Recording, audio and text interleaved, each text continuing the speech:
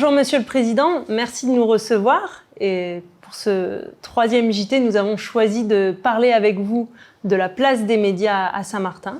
Écoutez, merci déjà pour votre présence dans mon bureau. Je vous reçois avec joie et enthousiasme parce qu'effectivement, parler de la place des médias dans la société saint-martinoise est un sujet qui a son importance, dans le sens où j'adhère à l'idée qu'il faut communiquer. Nos collectivités, nous devons communiquer, mais aussi les autres partenaires doivent aussi communiquer, dans le sens où il faut apporter à l'opinion publique le maximum d'informations pour aider justement à vivre au quotidien ce qui se passe dans la société. Mais aussi, c'est une façon d'informer, de communiquer, mais au-delà de ça, plus on communique, plus l'opinion publique sera au fait de les décisions arrêtées, les décisions prises au sein de la collectivité. Et c'est c'est un moyen de pousser ou de provoquer la démocratie participative, dans le sens où l'opinion a l'information, donc il réagit, soit en critiquant ce qui se fait, soit en apportant d'autres idées, ce qui peut enrichir justement les décisions que nous aurons à prendre. Donc je pense que c'est une très bonne chose que les médias acceptent justement le principe, l'idée de jouer pleinement leur rôle au sein de la société saint-martinoise. Et aujourd'hui, Lille compte des médias privés ou associatifs. Pourquoi on n'a pas encore de Saint-Martin Première en radio ou en télévision ?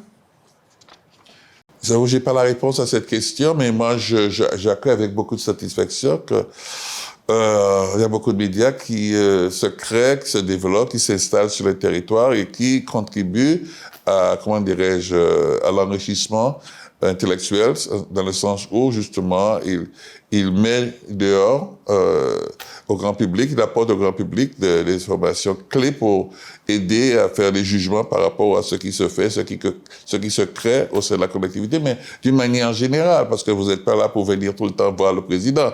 Vous irez voir les associations, vous irez voir ce qui se passe dans le monde associatif, dans le monde économique, dans le monde socioculturel. Donc, c'est une forme de vie. La société vit au travers du rôle que vous acceptez d'assumer. Tout ce que je conseillerais, je dirais, c'est que vous devez garder déjà le sens du pluralisme, c'est-à-dire vous communiquez sans cesse. Vous n'êtes pas à la solde de quiconque. Même la collectivité, même s'il y a une petite participation à votre projet, mais vous ne devez pas pour autant dire exactement ce qu'on vous demande de dire, ce qu'on vous impose. Vous êtes libre, nous sommes en démocratie, c'est la liberté d'expression, vous défendez vos principes, vos idées, et donc vous travaillez, vous communiquez comme vous le souhaitez. Vous n'aurez pas la même analyse, le même point de vue si on va chez notre radio, enfin notre télé, pour communiquer. Donc, et c'est ce qui il faut respecter et retenir dans une démocratie. Mais aujourd'hui, si on prend comme exemple dans tous les Outre-mer, finalement, oui, sauf à Saint-Martin, l'État a un service public, puisqu'on a Guadeloupe Première, Martinique Première, Guyane Première, et même des Outre-mer comme Saint-Pierre-et-Miquelon, où il y a moins de 6 000 habitants, ou Wallis et Futuna, où il y a 11 000 habitants, donc moins qu'à Saint-Martin, ils ont un service public financé par des fonds de l'État. Comment ça se fait que nous, à Saint-Martin, on n'est qu'une télévision privée et des radios associatives ou privées? Ce qu'ils ont retenu comme argument, et à belle lurette, c'est que vous faites partie de la Guadeloupe. Il y a Guadeloupe Première en Guadeloupe. Ils ont installé dernièrement une antenne à Saint-Martin. Il y a un journaliste qui est sur place. Donc, ils estiment que c'est largement suffisant. Donc, ils ne voient pas la nécessité d'installer tout le système, toute l'organisation sur place. Bon, écoutez, c'est pas Louis Missidan qui a demandé, mais pourquoi ça ne se fait pas autrement, au même titre que, ou bien la même manière dont c'est organisé en Guadeloupe. D'autant plus que, justement, nous pouvons continuer à accompagner cette chaîne, votre télé, nous continuons à soutenir Youth Radio, Radio Saint-Martin, pour pouvoir assurer cette communication avec la population. Je pense que ce qui est primordial, que la communication se fait en permanence. D'accord. Et votre mandature travaille sur un axe de développement d'une branche audiovisuelle. Vous avez des financements de téléfilms qui vont se tourner ici. Vous financez plusieurs choses dans l'audiovisuel. Donc, quels sont les objectifs à moyen long terme? C'est une très bonne question. Ben, écoutez, c'est vrai, on a signé, ou bien ça c'est en phase d'être fait. On va signer une convention avec cette maison de production parisienne. Bon, ils sont venus, moi je les ai rencontrés à Paris, on nous a donné le feu vert pour que ça se fasse. Et Meurtre à Saint-Martin sera tourné prochainement sur le territoire. Bon, c'est une action ponctuelle, c'est pas quelque chose qui sera pérennisé chaque année. On fait non, je ne sais pas si on a. Il y a tout est question aussi le budget. Est-ce qu'on a un budget pour pouvoir financer ça de manière permanente? Je ne crois pas. Là aussi, on avait financé Chokehold, ce film, ce long métrage qui fait son chemin d'ailleurs, où on met en évidence la violence contre les femmes.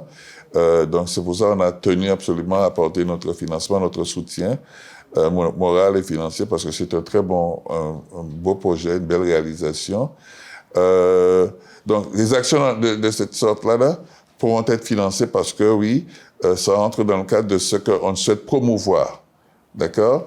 Mais est-ce qu'on a vraiment un budget dédié à cette forme d'action? C'est difficile à dire oui aujourd'hui, mais il se pourrait que demain, nous soyons plus financièrement mieux, comment dirais-je, mieux organisés et avoir davantage de moyens pour le développement. Ça rentre dans le cadre de ce que j'appellerais la politique publique de développement culturel.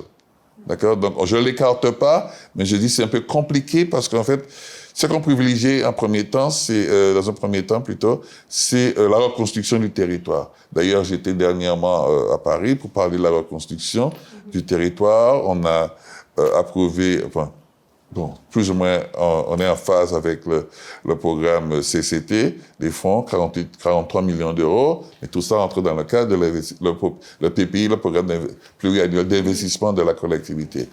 Mais j'aimerais, j'ai pas encore, on ira en détail ultérieurement, mais sur le plan culturel, c'est vrai, j'ai pas encore eu cette idée d'aller voir le ministère de la Culture, mais j'ai eu à échanger avec monsieur le directeur régional de la direction des affaires culturelles. Et là, j'ai apporté des précisions pour dire qu'il nous faut davantage de fonds parce que sur le plan culturel, je ne sens pas une implication de l'État pour nous accompagner sur un certain nombre de projets. Donc voilà un sujet qui mériterait d'être développé, détaillé plus tard avec vous si vous le souhaitez, mais aussi avec la DAC qui est à Basse-Terre et le ministère de la Culture à Paris. Et d'ailleurs, j'ajouterai ça et puis je m'arrêterai là. Si je viens de défendre l'idée de la création de la préfecture de plein exercice pour Saint-Martin, donc un détachement, une rupture totale avec la Guadeloupe, c'est parce que je souhaite que les services de l'État puissent être bien implantés. C'est un peu l'objectif arrêté parce que la préfecture en construction, bien qui va commencer prochainement, aura pour mission de rassembler, regrouper l'ensemble des services de l'État sur le territoire. Donc, ça permettra justement plus de dialogue direct avec les services de l'État implantés à Saint-Martin. Donc, en termes de moyens budgétaires, je pense qu'ils seront à la hauteur parce que tout ce qui nous revient de droit et qui passait par la Guadeloupe, certainement, on aura ces fonds directement pour pouvoir justement mettre en place les actions, les opérations que nous jugeons utiles et nécessaires pour le territoire de Saint-Martin. Merci, Monsieur le Président. Je vous en prie.